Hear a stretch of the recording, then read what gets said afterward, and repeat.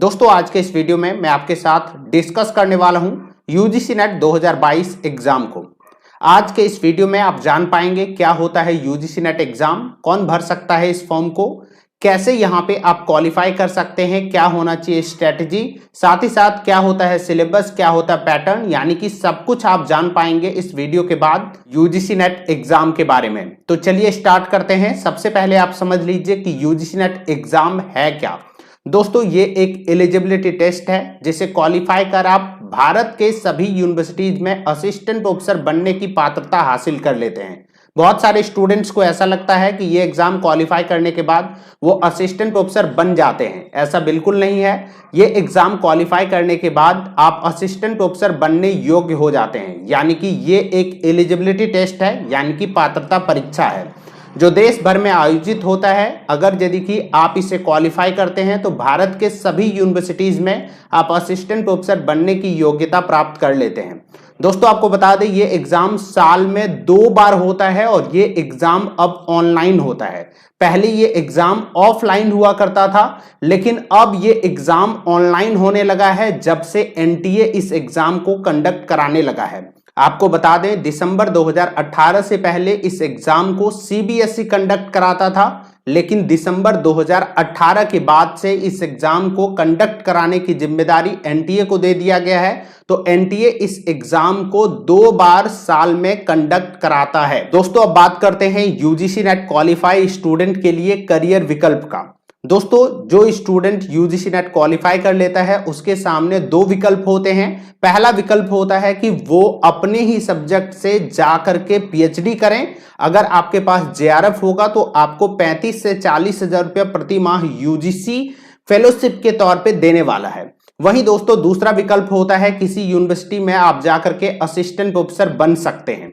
दोस्तों आपको बता दें ऐसा बिल्कुल नहीं होने वाला है कि जैसे ही आप यूजीसी नेट क्वालिफाई करेंगे उसका सर्टिफिकेट लेकर आप कोई भी यूनिवर्सिटी पहुंच जाएंगे वो आपको असिस्टेंट प्रोफेसर बना देंगे, बल्कि वहां से जब भी वैकेंसी आएगा तो आपको वो फॉर्म भरना होगा, इंटरव्यू देना होगा, जो भी होगा सिलेक्शन प्रोसीजर उससे होकर आपको गुजरना होगा। उसके बाद जाकर आप असिस्टेंट प्रोफेसर बन पाएंगे। इसी वजह से कहा जाता है कि यूजीसी नेट एग्जाम एक पात्रता परीक्षा है जो आपको असिस्टेंट प्रोफेसर बनने का पात्रता देता है, यानी कि एलिजिबिलिटी देता है, बल्कि असिस्टेंट प्रोफेसर बना नहीं देता है। दोस्तों हम यहां पे बात कर लेते हैं यूजीसी नेट और जेआरएफ के बीच क्या फर्क है। आखिरकार क्या होता है नेट, क्या होता है जेआरएफ। बहुत सारे बच्चे इस चीज में कंफ्यूज रहता है। आज मैं वो कंफ्यूजन आपका दूर कर देता हूं। आपको बता दूं नेट का फुल फॉर्म होता है नेशनल एलिजिबिलिटी टेस्ट, वहीं जेआरएफ का फुल फॉर्म होता है जूनियर रिसर्च फेलोशिप। ये दोनों के दोनों चीज के लिए एक ही एग्जाम होता है और उस एग्जाम के जो टॉप स्टूडेंट होते हैं उसको जेआरएफ मिल जाता है और साथ ही साथ नेट भी मिल जाता है, यानी कि नेट विथ जेआरएफ हो जाते हैं वैसे स्टूडेंट जो कि इस एग्जाम में टॉपर रहते हैं, यानी कि टॉप 1 से 2% स्टूडेंट को नेट और जेआरएफ दोनों मिल जाता है। वहीं रेस्ट जो स्टूडेंट होते हैं उसको सिर्फ और सिर्फ नेट मिलता है। अब ये दोनों में क्या फर्क होता है ये थोड़ा सा आप समझ लो। अगर यदि आप जेआरएफ और नेट दोनों यदि एक ही साथ क्वालिफाई कर लेते हैं और अगर आप भारत के किसी भी यूनिवर्सिटी से जाकर पीएचडी करते हैं तो आपको 35 हजार रुपया से लेकर 40 हजार रुपया तक फेलोशिप दिया जाता है यूजीसी की ओर से। वहीं अगर यदि आप सिर्फ नेट क्वालिफाई करते हैं तो आपको कोई भी फेलोशिप नहीं मिलता है पीएचडी के दौरान। हाँ ये चीज जरूर है कि आप असिस्टेंट प्रोफेसर बनने के लिए एलिजिबल हो जाते हैं दोनों ही केस में। अगर आप नेट जेआरएफ दोनों क्वालिफाई करते हैं तो भी आप असिस्टेंट प्रोफेसर बन सकते हैं, ओनली नेट क्वालिफाई करते हैं तो भी आप असिस्टेंट प्रोफेसर बन सकते हैं। लेकिन अगर जेआरएफ है और अगर आप पीएचडी करते हैं तो आपको फेलोशिप मिलता है, नेट वाले को कोई भी फेलोशिप नहीं दिया जाता है। बहुत सारे स्टूडेंट कंफ्यूज रहते हैं कि यूजीसी नेट क्या है, एनटीए नेट क्या है। आपको बता दें कि यूजीसी नेट का जो एग्जाम है वो यूजीसी के बिहाफ में एनटीए कंडक्ट कराता है। एनटीए एक टेस्टिंग एजेंसी है। इस वजह से कुछ लोग ये कहते हैं कि ये एनटीए नेट का एग्जाम है, कुछ लोग कहते हैं यूजीसी नेट का एग्जाम है। दोनों एक ही चीज है। यहां पे एनटीए इसलिए लगा हुआ है क्योंकि एनटीए इस एग्जाम को कंडक्ट कराता है। यूजीसी यहां पे इसलिए लगा हुआ है क्योंकि यूजीसी की ओर से ही नेट एग्जाम आयोजित करवाया जाता है। अब दोस्तों हम बात कर लेते हैं एक और टर्म का, वो है सीएसआईआर नेट और यूजीसी नेट। दोस्तों बहुत सारे स्टूडेंट कंफ्यूज रहते हैं कि सीएसआईआर नेट और यूजीसी नेट में क्या फर्क है। आपको बता दें CSIR net basically science background के स्टूडेंट्स के लिए है, वहीं पे UGC net social science, commerce, management, humanities वगैरह वगैरह सब्जेक्ट के लिए है। यूजीसी नेट में कुल मिलाकर 81 सब्जेक्ट है, वहीं CSIR नेट में ओनली 5 सब्जेक्ट का एग्जाम होता है और वो 5 सब्जेक्ट है केमिकल साइंस यानी कि chemistry, earth science, life science यानी कि बायोलॉजी, मैथमेटिकल साइंस यानी कि मैथमेटिक्स और फिजिक्स यानी कि साइंस वाला जो 5 सब्जेक्ट है, इन्हीं 5 सब्जेक्ट के लिए CSIR नेट होता है। वहीं दोस्तों यूजीसी नेट 81 सब्जेक्ट के लिए होता है, जिसमें आर्ट्स के सभी सब्जेक्ट आते हैं, सोशल साइंस के सभी सब्जेक्ट आते हैं, कॉमर्स के सभी सब्जेक्ट आते हैं, मैनेजमेंट के सभी सब्जेक्ट आते हैं, ह्यूमैनिटीज के सभी सब्जेक्ट आते हैं और भी बहुत सारे लैंग्वेज पेपर हैं, वो सभी के सभी यूजीसी नेट में आता है। यूजीसी नेट में टोटल 81 सब्जेक्ट है, वहीं CSIR नेट में सिर्फ 5 सब्जेक्ट है। अगर आपका subject chemistry, biology, math, physics, earth science ये 5 हैं तो आपको CSIR नेट का तैयारी करना चाहिए। वहीं दोस्तों अगर आपका ये 5 सब्जेक्ट के अलावा कोई और सब्जेक्ट है तो आपको यूजीसी नेट का तैयारी करना चाहिए। उम्मीद करता हूं आपका CSIR नेट और यूजीसी नेट का कंफ्यूजन दूर हो गया होगा। अब दोस्तों हम बात करते हैं यूजीसी नेट एग्जाम पैटर्न का कि आखिरकार क्या पैटर्न फॉलो किया जाना है 2022 एग्जाम में। दोस्तों आपको बता दें यूजीसी नेट में 2 पेपर का एग्जाम होता है, पेपर 1 और पेपर 2।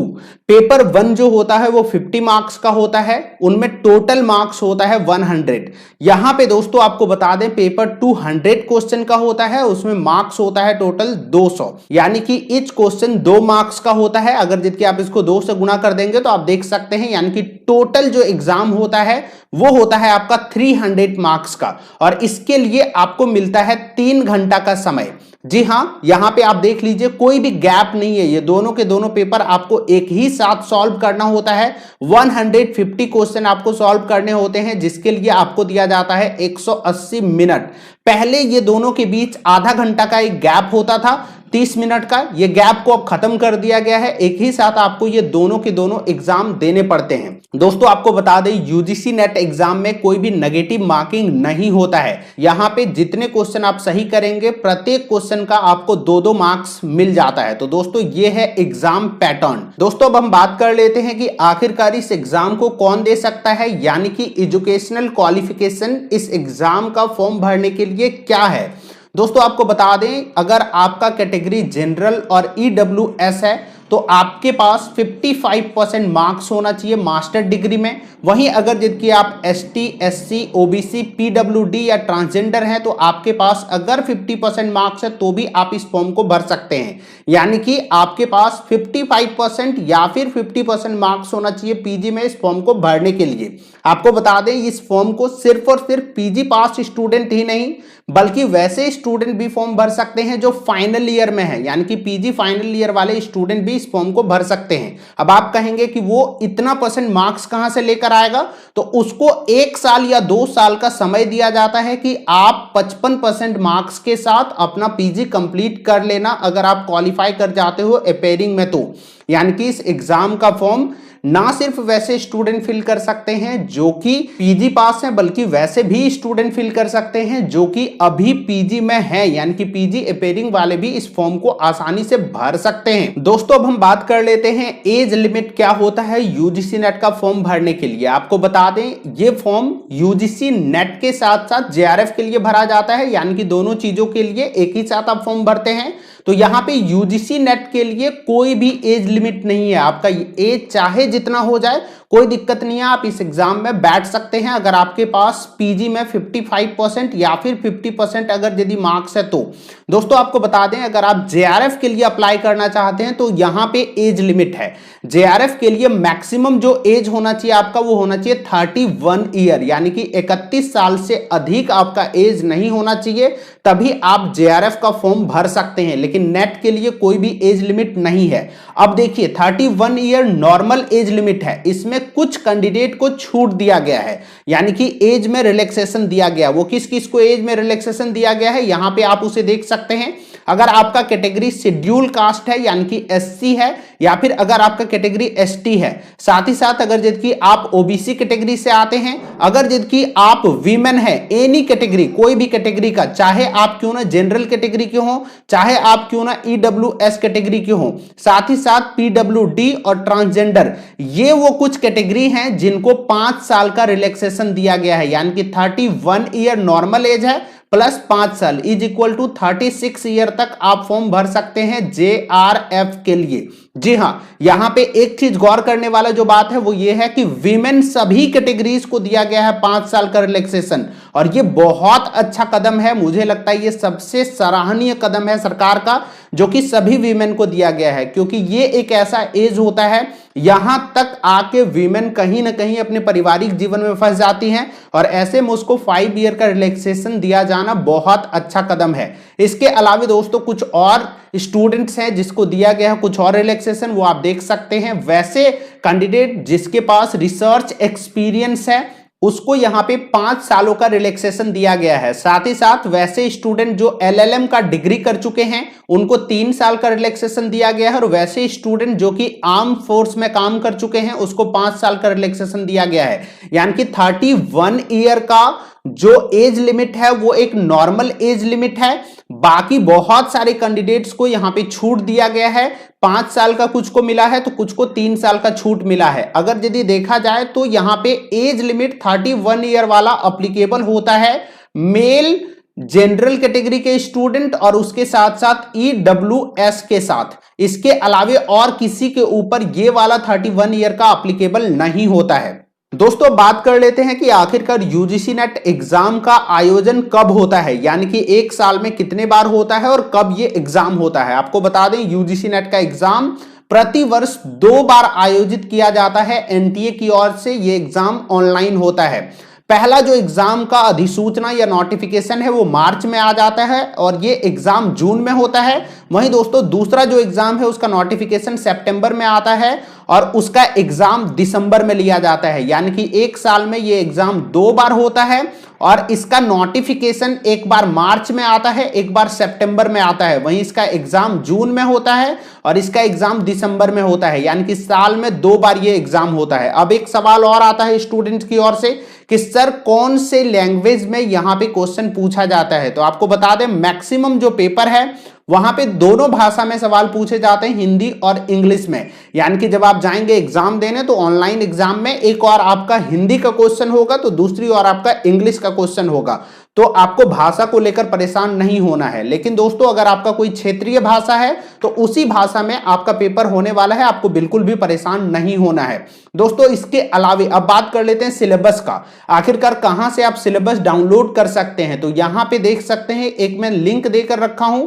ये लिंक मैं इस वीडियो के डिस्क्रिप्शन बॉक्स में दे दिया हूं। वहां पे जाकर के आप सीधे अपना सब्जेक्ट का सिलेबस डाउनलोड कर सकते हैं। साथ ही साथ पेपर 1 का सिलेबस डाउनलोड कर सकते हैं। आपको 2 सिलेबस डाउनलोड करना होगा।